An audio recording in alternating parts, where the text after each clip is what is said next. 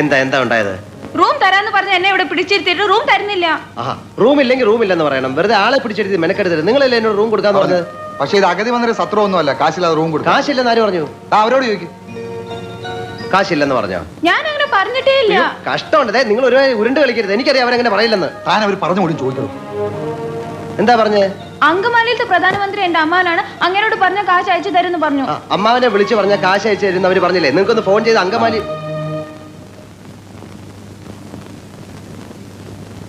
അങ്കമാലിയിലെ അമ്മാവൻ ആരാന്ന് പറഞ്ഞു? പ്രധാനമന്ത്രി.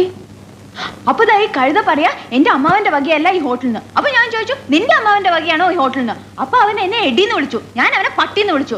അപ്പൊ ഒരുത്തൻ എന്നെ അടിക്കാൻ വന്നപ്പോ ഞാൻ എന്റെ കൊടയെടുത്ത് അവന്റെ വയറ്റത്ത് ഒറ്റ കുത്തി.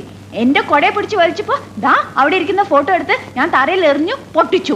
പിന്നെ ഒരുത്തൻ എന്നെ പിടിക്കാൻ വന്നപ്പോ ഞാൻ ഫോൺ എടുത്ത് അവന്റെ തലയിൽ ഒറ്റ അടി വെച്ചു. എന്നിട്ട് ഒരുത്തൻ എന്റെ അടുത്ത് വന്ന് പറഞ്ഞു അവന്റെയാണ് ഈ ഹോട്ടലിൽ നിന്ന്. അപ്പൊ ഞാൻ അവന്റെ അപ്പൂപ്പനെയും അമ്മുവിനെയും ഒക്കെ ചീത്ത പറഞ്ഞു.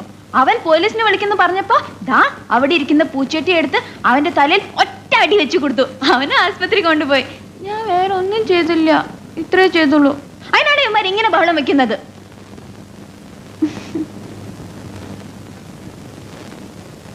വട്ടാണല്ലേ? എന്നോട് ഒരുപാട് പേര് ഇങ്ങനെ ചോദിക്കണു, അതെന്താ? നാരായണക്കുട്ടി, ഞാൻ എന്ത് ചെയ്യണം? തന്നെ എനിക്ക് കുറച്ചു നാളായിട്ട് അറിയാവുന്നതുകൊണ്ട് ഞാനിതുവരെ പോലീസിനെ വിളിച്ചില്ല. ഒരു 1500 രൂപയുടെ നഷ്ടം ഉണ്ടാക്കിയിട്ടുണ്ട്. കാശ് കിട്ടിയ കേസിൽ അത് നോക്കാം. കൈ കാശ് വല്ല ഇരിപ്പുണ്ടാ? എന്റെ കയ്യിലുണ്ടായിരുന്നു മുഴുവനും നിനക്ക് തന്നില്ലേ? എട്ടനുണ്ട്, അവനോട് റൂം തരാൻ പറ.